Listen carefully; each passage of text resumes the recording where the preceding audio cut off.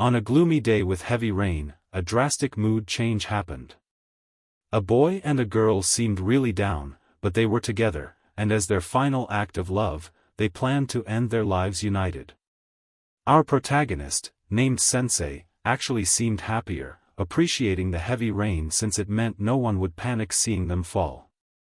His friend already had his fate clearly in mind, asking him to make a bond with his master, tying the two of them together with a red string so they could stay together for the rest of their lives.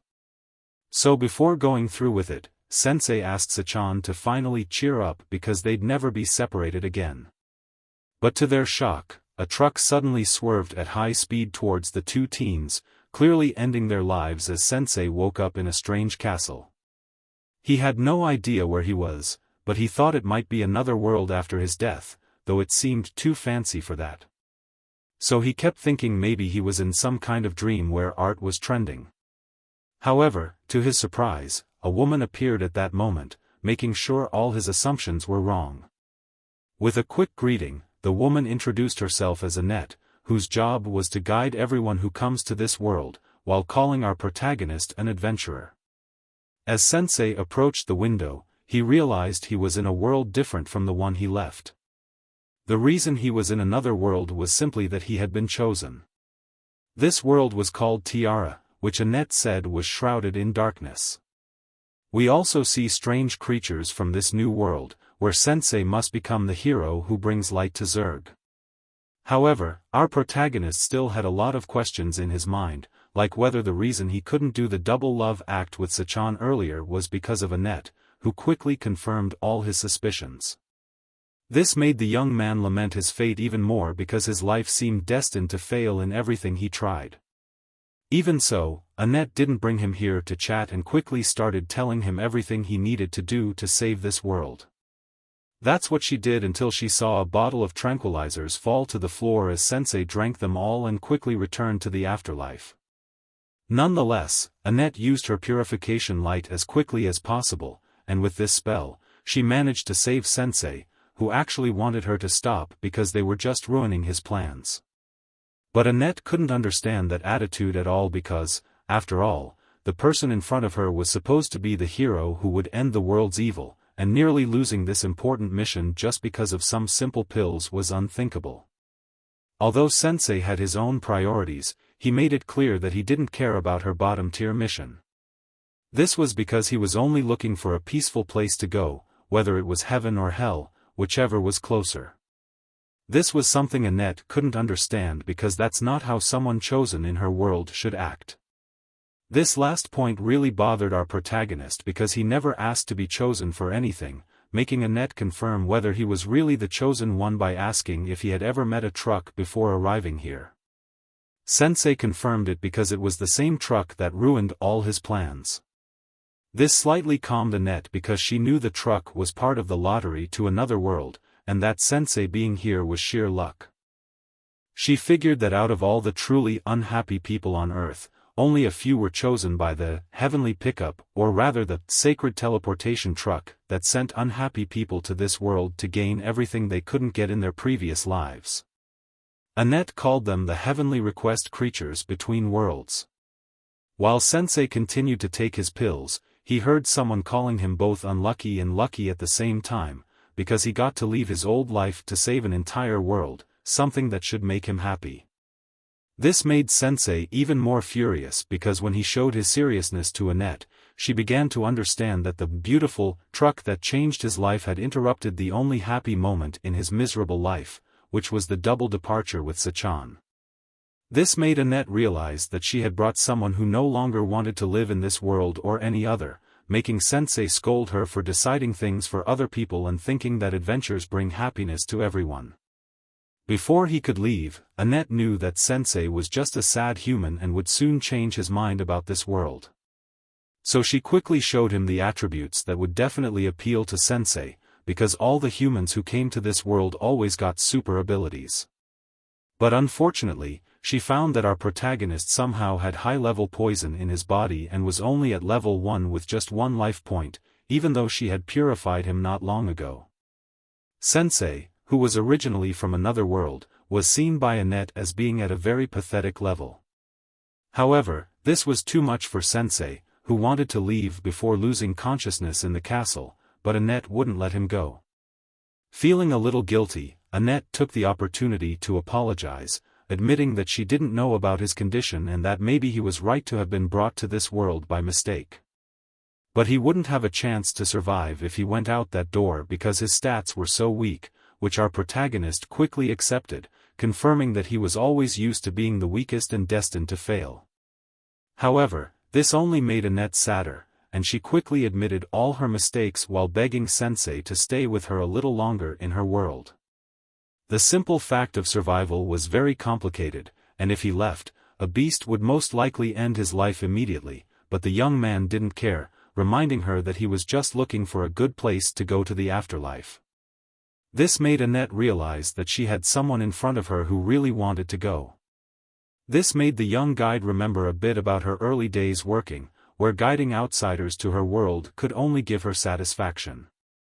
She welcomed everyone who appeared before her with a big smile because it was so fun to meet people from other worlds, and that lasted for years. However, little by little her job started to burden her, with some humans being too arrogant. Many were narcissistic, others believed they were special because they pulled the sword from the legendary stone, which forced her to congratulate them. Eventually, this oppressed her to the point that all the other humans she received were almost completely ignored. After all, the simple words, "You are chosen," seemed to make them all happy. But now, she had someone very different. Annette humbly asked Sensei to choose a profession before leaving, which made the young man laugh because he had been a writer since birth and always would be. Finally, when Sensei left the room, something crossed Annette's mind. She had always hoped for someone like Sensei to exist in this world, which brings us to a few minutes later.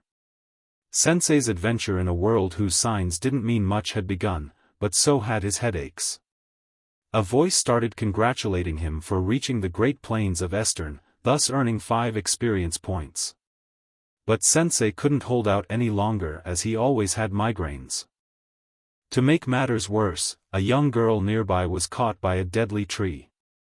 Sensei seemed more interested in the fact that he had met 2 beautiful women in a short time, thinking that being on the brink of death wasn't too bad. However, the young girl asked for his help because she was really in danger. So, Sensei gave it his all with a little jump trying to reach her without magic, and quickly got himself caught. Now, the problem of the deadly tree became a problem for both of them. Our new friend said the tree used absorption and over time stole all the life energy from those caught in less than 2 minutes, which seemed great for Sensei, who began to weirdly ask his new friend if she was as excited as he was about what was about to happen, them being the first to go. Sensei was completely absorbed by the tree, but this last part didn't have much impact, as its branches quickly exploded after consuming a bit of Sensei's essence. Instead of being happy to be alive, Sensei regretted so much effort to go to the afterlife being wasted. His system revealed that the poison had killed the enemy tree, which reassured the cat girl because she knew Sensei only acted like that because he was actually very strong. As he lit a cigarette, Sensei's sadness resurfaced, and he lamented everything. The cat girl reassured him that he didn't need to be sad because at least she was happy to still be alive. She wanted to take her savior home to prepare something nice to eat as a thank you, unknowingly reminding Sensei of the promise he made to his beloved Sachan, who should logically also be in this world. This thought sparked something in him for the first time. He finally had a small reason to stay alive, and that was to find her. He wanted to find his friend who was also hit by the same truck and therefore should be somewhere in this world. This gave Sensei hope that he could end his life together with his lover again. Meanwhile, Annette was praying to the gods to protect the adventurer who had accidentally been brought to this world and that their fates could be reunited someday. At that moment, she was surprised because they had reunited too quickly as Sensei had returned to her. This made her very happy and made her rush to hug him, but after hearing another woman's voice, she immediately stopped. She didn't understand how Sensei could find a woman in this world so quickly. Worse, Sensei had even used his spell on her, which she thought he wouldn't be able to do at all. But the protagonist explained that he just used a strong poison that paralyzed her. Annette didn't care about that. Instead, she asked if Sensei really wanted to make it with that random cat girl. The young man confirmed this in a very nonchalant manner. Of course, the young guide started arguing again because Sensei had already saved a beautiful girl and wanted to take her home to take advantage of her. However, he explained that it wasn't for her beauty, it was more about the warm tea they offered him. He was interested in such trivial things because it could have been their last moment together, where they could have enjoyed a peaceful day, at least for a short time. Afterward, they could do what they really wanted. Annette looked at the cat girl again, realizing that she might have misinterpreted everything, and even though the cat girl was annoyed by Annette's attitude, she forgave her because she had saved her hero, Sensei. They both got over their misunderstandings, and this satisfied the cat girl because they finally understood her intentions. Sensei, who still wanted to spend his last moments in peace, remembered that he needed to save Sachan from the same trap. Now that Sensei had found a new reason to live and something to fight for, Annette decided to keep an eye on this adventurer.